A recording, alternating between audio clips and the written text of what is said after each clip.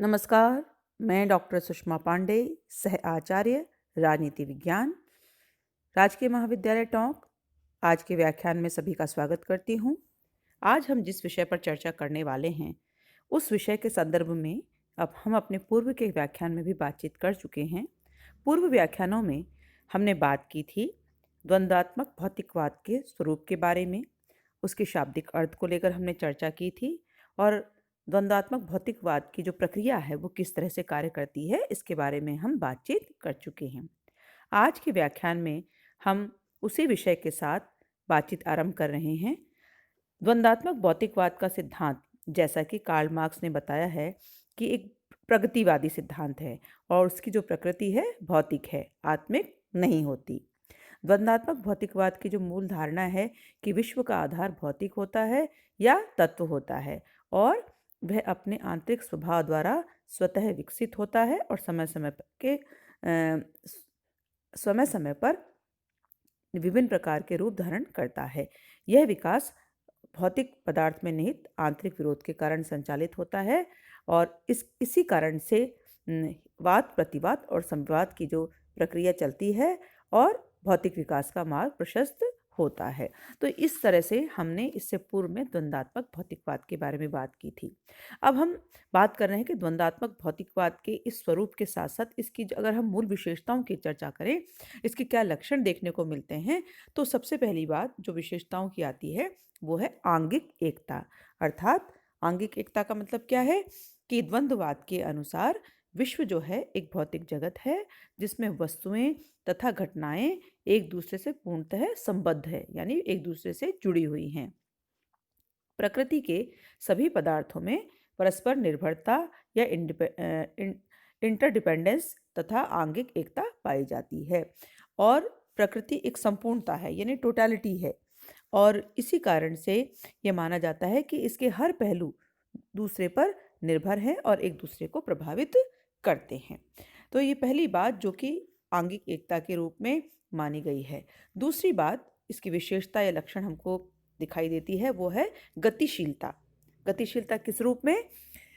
Karl Marx कहते हैं कि प्रकृति में पाया जाने वाला प्रत्येक पदार्थ गतिशील होता है, यानी वो लगातार गतिशीलता के कारण उसमें परिवर्तन होता रहता है, वो स्थिर नहीं होता और इस गतिशीलता के कारण ही कुछ चीज़ें पैदा होती हैं और विकसित होती रहती हैं। अतः यह भौतिकवादी जो संसार है, ये जो विश्व है, निरंतर प्रगतिशील है, परिवर्तनशील है और विकासशील है। तो इस प्रकार कार्ल मार्क्स कहते हैं कि यह जो है एक तरह का क्या है, यह एक तरह का एक ऐसा सिद्धांत है जिसमें जो प्रकृति जो है वो स्थिर नहीं है बल्कि गतिशील है, परिवर्तनशील है और निरंतर कार्य करती रहती है। नई चीज़ें बनती हैं, पुरानी चीज़ें नष्ट होती हैं। तीसरी बात, परिवर्तनशीलता का गुण।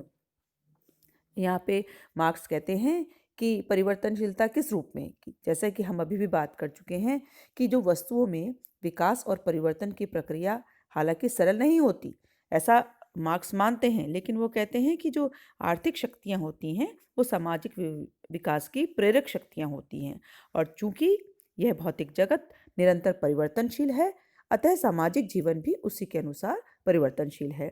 तो यह जो प्रक्रिया है द्वंद्ववाद के माध्यम से चलती है और ये जो परिवर्तन है इसके परिणाम स्वरूप जो है प्रकृति में जो चीज़ें हैं वो पुराने गुण छोड़कर नवीन गुण को धारण कर लेती हैं।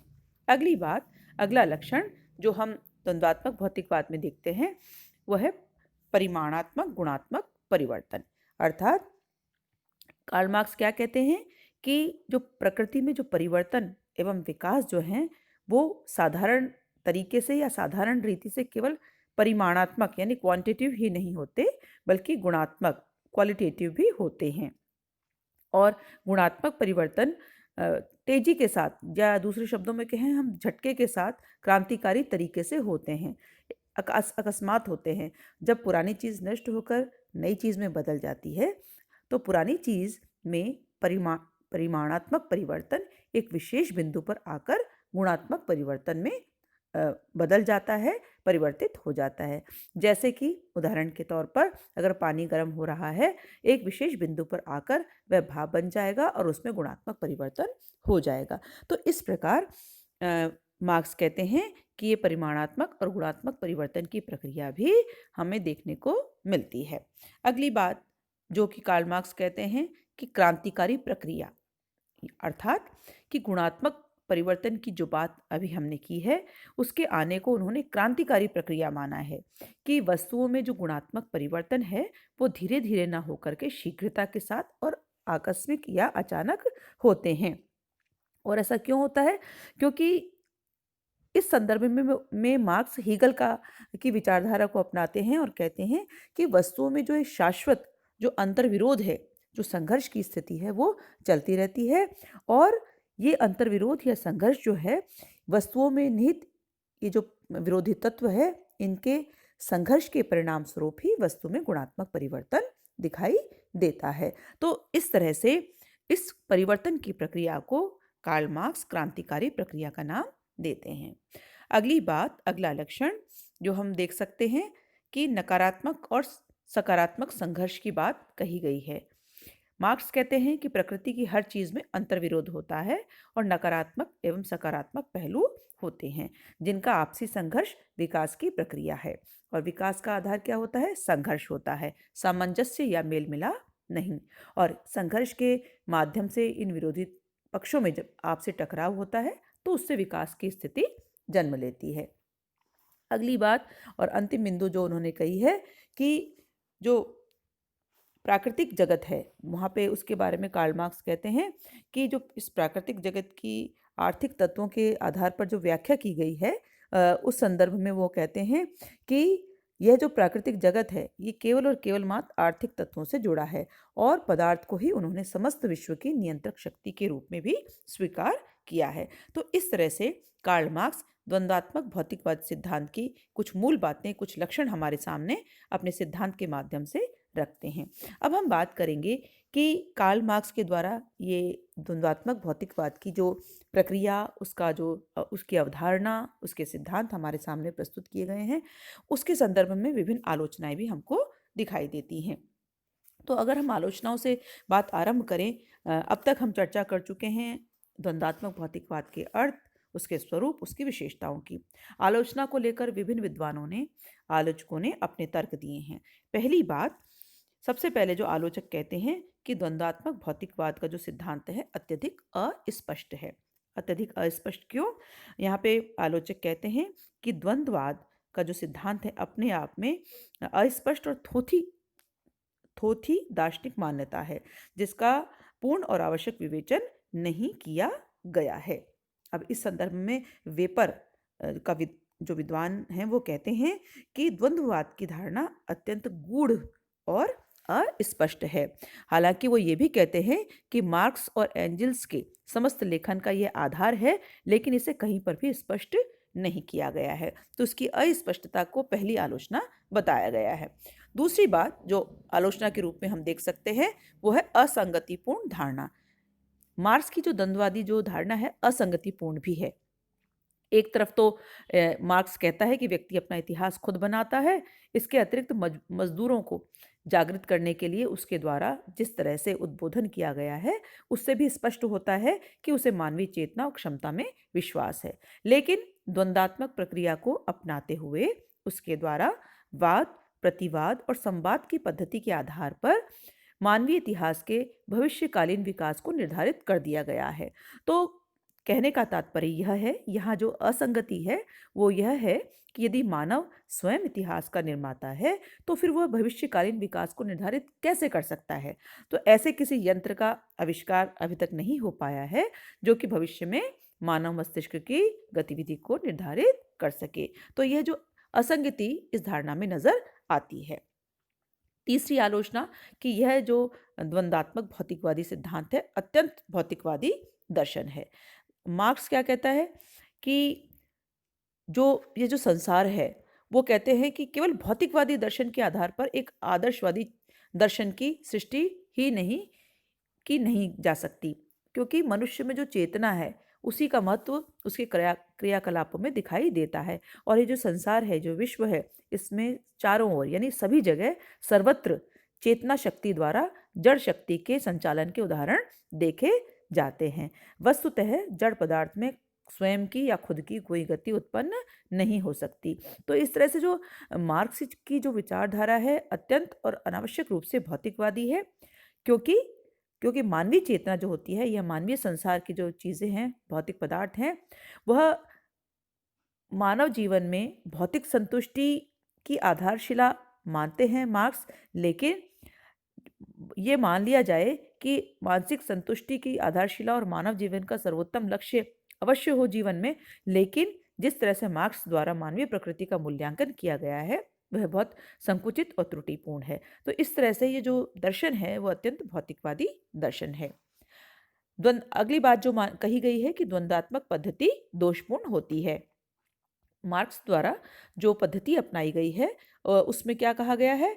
मार्क्स कहता है कि इतिहास क्या है? एक अविरल धारा है जो निरंतर चलती रहती है, जिसमें न तो हमें कोई अंतिम अवस्था दिखाई देती है और न ही कोई क्रांति द्वारा भिन्न भिन्न परिवर्तनों की अवस्थाएं दिखाई देती हैं।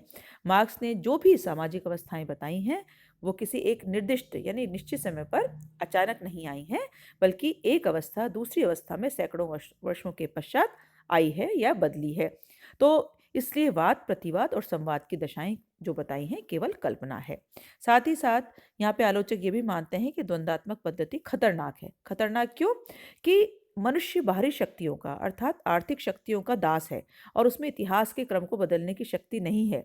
ऐसा मार्क्स का विचार अगर हम स्वीकार कर लें या उसकी उस पद्धति को स्वीकार कर लें तो मानवीय दर्शन और विचार में आदर्श और नए समाज की कल्पना के लिए कोई स्थान नहीं रहेगा। तो इस तरह से मार्क्स हमें एक तरह के भाग्यवाद से निकालकर दूसरे वाद के भाग्यवाद का रास्ता दिखाता है, जो कि सही प्रतीत नहीं होता। और अंतिम बात जो कार्ल मार्क्स कहते हैं कि मानवीय इतिहास उत्थान का ही लेखा नहीं है। तो यहाँ पर आलोचक कहते हैं कि जो द्वंद्वात्मक पद्धति है इस दृष्टि से भी दोषपूर्ण है कि इसके अंतर्गत यह मान लिया गया है कि इतिहास का क्रम सदैव उन्नति की ओर होता है, जबकि ऐसा नहीं होता, क्योंकि मानवीय इतिहास उत्थान का ही नहीं बल्कि अगर हम देखें तो उत्थान और पतन का इतिहास हमारे सामने प्रस्तुत करता है। लेकिन इन आलोचनाओं के बावजूद हम कार्ल मार्क्स के द्वंद्वात्मक भौतिकवाद के जो उसके महत्व को नकार नहीं सकते। और भले ही कार्ल मार्क्स ने हमारे सामने कुछ कमियों के साथ अपना सिद्धांत प्रस्तुत किया हो, लेकिन फिर भी हम ये कह सकते हैं कि कार्ल मार्क्स ने अपने इस सिद्धांत के द्वारा सुधारवाद के स्थान पर क्रांति की अनिवार्यता को सिद्ध करने का प्रयास किया है। साथ ही साथ कार्ल मार्क्स ने इस सिद्धांत का प्रयोग धार्मिक रूढ़ियों और धर्माधिकारी सत्ताओं के आडंबरों के विरुद्ध भी किया है। और साथ अंत में इस सिद्धांत ने समाज में धर्मनिरपेक्षता की शक्तियों को सुदृढ़ भी किया है। लेनिन के शब्दों में अगर हम कहें तो कार्ल मार्क्स का दर्शन भौतिकवाद अवश्य है। यूरोप के पूरे आधुनिक इतिहास में और विशेष रूप से 18वीं शताब्दी के अंत में फ्रांस के अंदर जहाँ हर तरह के मध्ययुगीन जो अनावश्यक स्थितियां थी, संस्थाएं थीं और विचारों में जो जो संघर्ष की स्थिति चलाई गई थी, उसमें भौतिकवाद एकमात्र सुसंगत दर्शन सिद्ध हुआ और प्राकृतिक विज्ञानों की शिक्षाओं की कसौटी पर खरा उतरा और साथ ही साथ अंधविश्वास, पाखंड आदि का भी विरोधी निकला। तो इस तरह से हम कार्ल मार्क्स के इस सिद्धांत के महत्व को नकार नहीं सकते। साथियों, आज हमने बात की द्वंद्वात्मक भौतिकवाद के संदर्भ में। अगले व्याख्यान में हम नए विचार के साथ आपके साथ पुनः संपर्क स्थापित करेंगे। तब तक आप सभी का बहुत बहुत धन्यवाद।